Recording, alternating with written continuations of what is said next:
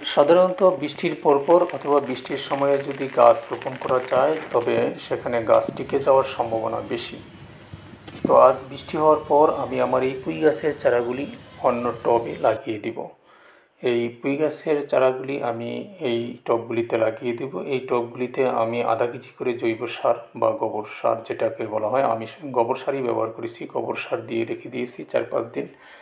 তো 4-5 দিনের মধ্যে বৃষ্টি হলো। বৃষ্টির কারণে কিন্তু মাটিগুলি এখন চারা লাগানোর জন্য বেশ উপযুক্ত হয়ে গেছে। মাটিগুলি দেখুন কীভাবে খুব তুলতুলে মাটি, ফোমের মতো। তো এই মাটিগুলি এখন যে কোনো সবজি চারা লাগানোর জন্য উপযুক্ত।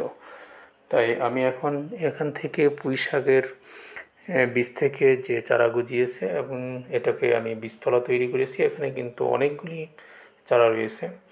এখানে কম করে হলেও 25-30টা চারা রয়েছে। তো এখান থেকে আমি যে টবগুলি তৈরি করেছি, প্রায় 15টি টব, এই টবে আমি এখান থেকে চারা উঠিয়ে সেই টবে স্থানান্তর করে দেব। এখানে দেখুন 3টি চারা উঠেছে, 3টি চারা আমি লাগিয়ে দিলাম।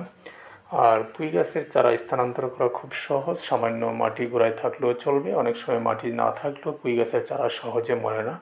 আর বৃষ্টির সময় স্থানান্তর করলে তো অবশ্যই মরবে না। পুঁইয়ের চারাগুলি আজ আমি লাগিয়ে দিলাম। আশা করি 20-25 দিনের মধ্যে এই পুঁইয়ের চারাগুলি বড় হয়ে যাবে। এখান থেকে আমি সবজি সংগ্রহ করতে পারবো।